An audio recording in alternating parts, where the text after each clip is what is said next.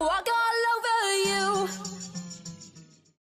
है फ्रीक, स्वागत है आपका हमारे चैनल में। मेन वीडियो को स्टार्ट करने के पहले ये क्लिप देख लो। Have I killed you before? What? You're not the one with the hammer. It's Thor.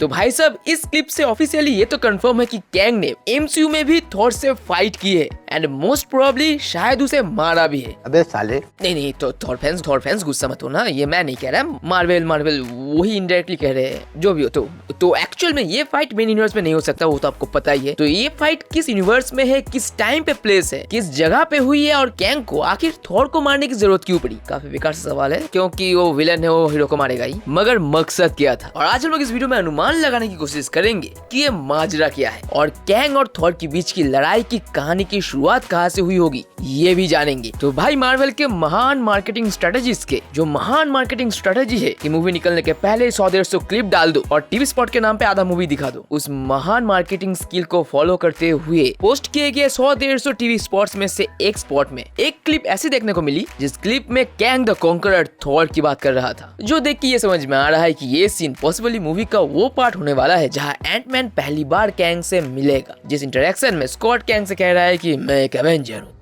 Quill, तू भारी आवाज निकालने को ट्राई कर रहा है क्या?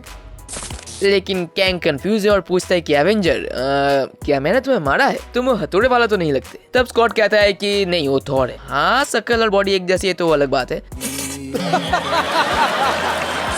यानी कैंग के इस वेरिएंट ने पास्ट में एवेंजर्स के साथ बैटल किया हुआ है और शायद एवेंजर्स में से ऑब्वियसली थॉर ने उसे बड़ी टक्कर दी थी और इसीलिए एवेंजर्स का नाम सुनते ही कैंग को थॉर की याद आती है। अब यार, ये बात तो साफ है कि यहाँ पे जो थॉर की बात की गई है वो एमसीयू की मेन टाइमलाइन का थॉर नहीं है। और कैंग यहाँ पे ये मेंशन करता है कि you are not one with the hammer, मतलब तुम हथौड़े वाला बंदा नहीं हो। और इस हथौड़े वाले बात से ये साबित होती है कि कैंग ने जिस थॉर से फाइट किया था वो म्योलनिर को वेल्ड करता था, न कि स्टॉर्मबेकर को, क्योंकि स्टॉर्मबेकर हथौड़ा नहीं एक्स है। और जैसे हम लोग को पता है कि रैग्नारॉक के बाद इन्फिनिटी वॉर में थॉर को स्टॉर्मबेकर मिला था, क्योंकि म्योलनिर को तो रैग्नारॉक में हेला ने तोड़ दिया था। तो यहाँ से ये बात साफ है कि अगर कैंग ने पास्ट में किसी टाइमलाइन में थॉर से लड़ा भी होगा तो वो थॉर रैग्नारॉक के पहले का थॉर होगा, जो अभी के थॉर की तरह उतना ज्यादा पावरफुल नहीं था, जिसके पास म्योलनिर था, न कि स्टॉर्मबेकर। और यहाँ पे एक ये भी संभावना है कि कैंग ने थॉर से फाइट नहीं की थी, बल्कि हो सकता है कि कैप्टन या विशन के किसी पावरफुल वेरिएंट से फाइट की हो, क्योंकि एमसीयू में इन दोनों कैरेक्टर्स ने भी अपने हाथों से म्योलनिर को उठा के फाइट करके अपना जलवा दिखाया है। और कैप्टन ने जब म्योलनिर को लेके थैनोस के साथ फाइट किया था तब वो मोमेंट कितना आइकॉनिक था। तो सोचो, कैप्टन का जब एक बहुत ही पावरफुल वेरिएंट म्योलनिर को लेके कैंग से फाइट करेगा ना, तब वो मोमेंट कितना गजब होगा।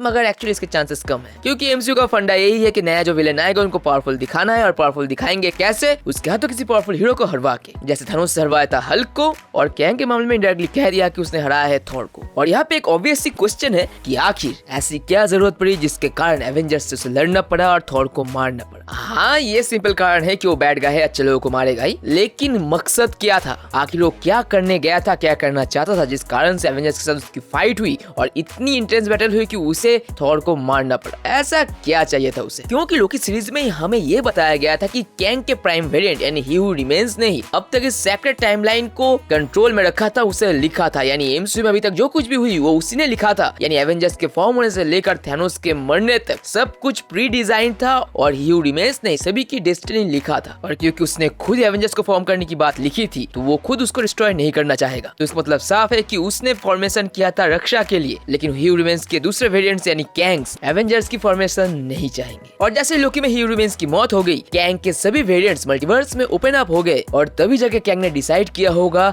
एवेंजर्स को मारने का, क्योंकि उसे ये पता था जब तक एवेंजर्स और थॉर जैसे कैरेक्टर्स जिंदा रहेंगे तब तक शायद कैंग अपने मकसद को पूरा नहीं कर पाएगा। और हो सकता है कि यही one of the possible reason हो कैंग के वेरिएंट्स के बीच मल्टीवर्सल वॉर का, जो हमें शायद कैंग डायनेस्टी में दिखेगा। और शायद इसलिए इस कैंग ने दूसरे टाइमलाइन के सभी एवेंजर्स और थॉर को मार दिया होगा। लेकिन ये थ्योरी थोड़ा सा और ज्यादा वाइल्ड हो जाता है जब हम लोग इस थ्योरी में विशन को डालते हैं, क्योंकि अकॉर्डिंग टू कॉमिक्स विशन एक ऐसा कैरेक्टर है जिसके साथ कैंग के अच्छे वेरिएंट आयरन लैड का एक अच्छा कनेक्शन था, क्योंकि आयरन लैड एक नथलियन रिचर्ड ही कैंग का एकमात्र अच्छा वेरिएंट था जो कैंग के विरुद्ध खड़ा हुआ था कैंग को रोकने के लिए, और उससे मेंटोर किया था विशन ने एज ए मेंटोर उसे गाइड किया था और वो कैंग को रोक पाया था। और एमसीयू के दुनिया में भी मल्टीवर्स ऑफ मैडनेस में हमें ये पता चला था कि विशन ही वो बंदा था जिससे सबसे पहले मल्टीवर्स के बारे में पता था। था। और वांडा ने खुद स्ट्रेंज को एक कही भी थी कि विजन के जरिए ही उसे मल्टीवर्स के बारे में पता चला था। विजन ही था जो मल्टीवर्स में और उसके कॉन्सेप्ट पे बिलीव करता था कि मल्टीवर्स है। तो उस हिसाब से कैंग को फ्यूचर में रोकने वाला उसका सबसे बड़ा प्रतिद्वंदी विजन हो सकता है। तो उसने थॉर को क्यों मारा?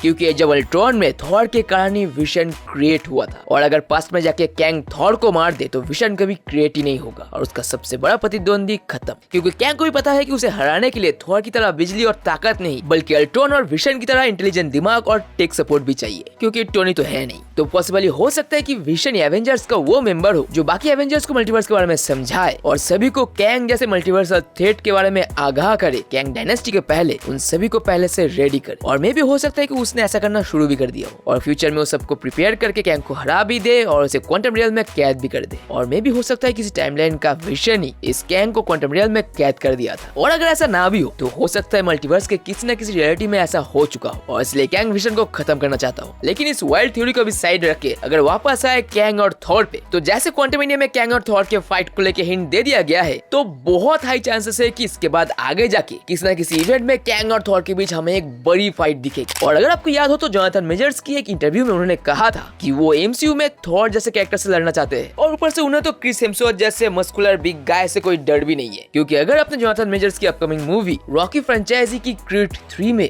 उनकी ट्रांसफॉर्मेशन और जाइगेंटिक बॉडी को देखा हो तो आप समझ ही जाएंगे कि थॉर की मस्कुलर बॉडी के विरुद्ध अगर जोनाथन मेजर्स अपने बॉडी लेके खड़े हो जाए तो इन दोनों का शोडाउन कितना घमासान होगा। प्लस ऊपर से क्रिस हेम्सवर्थ भी लव एंड थंडर के बाद अपने कैरेक्टर से खुश नहीं है, उन्हें एक सीरियस डार्क थॉर चाहिए। तो इससे अच्छा मौका कब होगा जब Chris Hemsworth as Thor serious mode में आके कैंग से घमासान फाइट करे। और आपको समझाने की जरूरत नहीं है कि थॉर जब अपने सीरियस मोड में आके घमासान लड़ाई लड़ता है तो बैटल कितना आइकॉनिक होता है। जैसे लास्ट टाइम इन्फिनिटी वॉर में 6 इन्फिनिटी स्टोन वेल्ड करने वाले थैनोस का सीना जब वो चीरा था तो वो मोमेंट कितना ज्यादा आइकॉनिक था। तो सोचिए अपनी उसी बेस्ट सीरियस फॉर्म में स्टॉर्मब्रेकर को हाथ में लिए जब वो पावर सूट पहने कैंग से लड़ेगा, जो कि थैनोस से भी बड़ा और कमीना विलन है। भाई वो मंजर देखने लायक होगा। जो लड़ाई ऑब्वियसली हमें अभी नहीं बल्कि इस मल्टीवर्सल सागा के ग्रैंड फिनाले में यानी सीक्रेट वॉर्स में दिखेगी। और सैडली फेज 6 के इस ग्रैंड फिनाले में संभावना यही है कि ब्रह्मांड को कैंग के खतरों से बचाने में थॉर आयरन मैन की तरह अपना बलिदान दे और थॉर की आर्क यहीं पे खत्म हो जाएगी शायद। मगर ये बस हमारी थ्योरी है, क्या होगा वो तो केविन फाइगी जानते हैं। मगर आपको क्या लगता है कमेंट करो। सो फिर मिलेंगे अगले वीडियो में कंटेंट के साथ, और तब तक के लिए स्टे ट्यून्ड, स्टे सेफ, अपना का ख्याल रखना, दूसरे के काम में